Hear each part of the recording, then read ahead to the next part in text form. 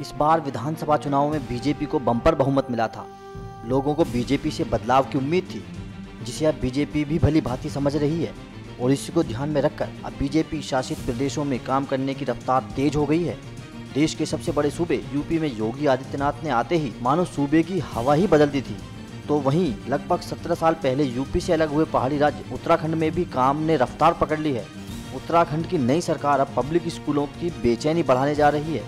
आपको बता दें कि शिक्षा मंत्री अरविंद पांडे ने कहा कि अगले शैक्षिक सत्र से प्रदेश के सभी पब्लिक स्कूलों में एनसीईआरटी की किताबें लागू हो जाएंगी और फीस को लेकर जो निजी स्कूलों की मनमानी चल रही है, अब ऐसा नहीं हो पाएगा। अब फीस का निर्धारण सरकार के द्वारा होगा और इस पर सख्ती बरतने को लेकर सरकार जल्द ही कानून बनाएगी और बदले हुए पाठ्यक्रम में जल्द कोई बदलाव ना हो, इस पर भी सरकार विचार करेगी।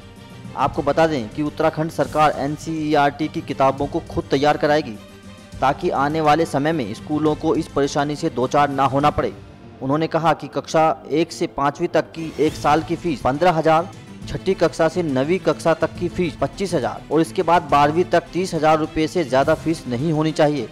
अब इस पहाड़ी राज्य में शिक्षा का ये बदलाव कितना रंग लाता है, ये देखने वाली बात होगी, क्योंकि तरक्की का रास्ता अच्छी शिक्षा से ही होकर जाता है। न्यूज़ एक्सप्रेस की रिपोर्ट।